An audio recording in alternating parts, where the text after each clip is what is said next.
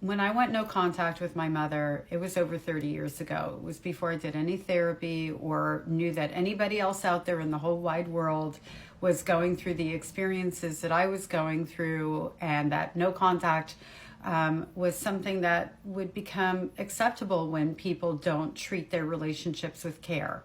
And I say acceptable, and I know somebody's going to come at me like that, but saying in a relationship that's abusive, which used to be acceptable, is no longer acceptable. So let me put it that way. How about that? Anyway, going back to your question, my daughter was around the age of 6 when I went no contact. My son was around 3, maybe 2.5. My daughter was her golden child. My mother went out of her way to make sure that my daughter knew that she hung the moon for my mother. My son was non-existent. What I didn't know at the time was that my daughter recognized this. She's told me that since.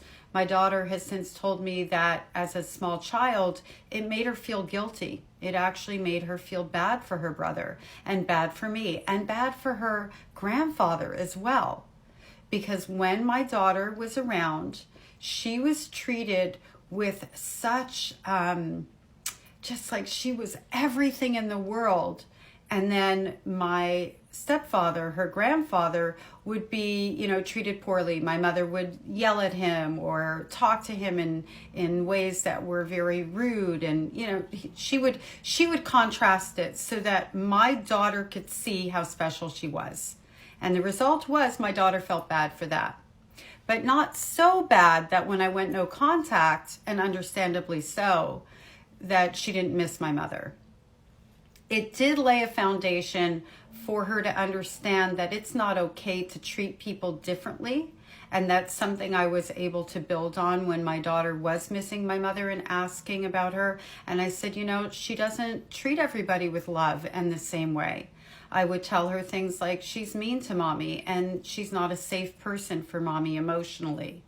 And if she asked me more specific questions like, what do you mean she's mean to mommy? I'd say, well, when mommy was a little girl, she didn't treat mommy the way she treats you. And I would try to keep it in language that wouldn't make my daughter feel bad for me. I didn't want her to end up with responsibility for my emotions. I never said things like I was sad for her, for example. I would more focus on, well, how do you feel about that? And I'm so sorry that grandma isn't healthy enough to be around right now. And I did say right now because I didn't know that this would last for the whole rest of our lives. As time went on, every now and again, my daughter would bring her up. We'd have a conversation. Most of the time, it didn't come up. And I think the reason for that is because she saw within our own family, her father, myself, her siblings, that life was pretty peaceful and solid and without that drama and stress that my mother was instigating and creating, right? So that contrast of having an environment that didn't have stress in it probably gave my daughter a safety that I never even recognized at the time, and actually I'm still recognizing to this day.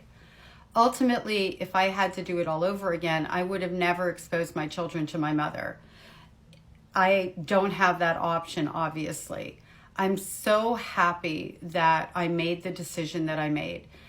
I created boundaries for my mother. I asked her, not to show my children materials that were inappropriate and harmful. I asked her not to tell my children to keep secrets. I asked her to treat me with kindness in front of my children. And if she had a problem, we could discuss it outside of, them being around. I asked for many very reasonable things that a grandparent should want to do so that they can show up as a good and healthy, loving role model to their grandchildren.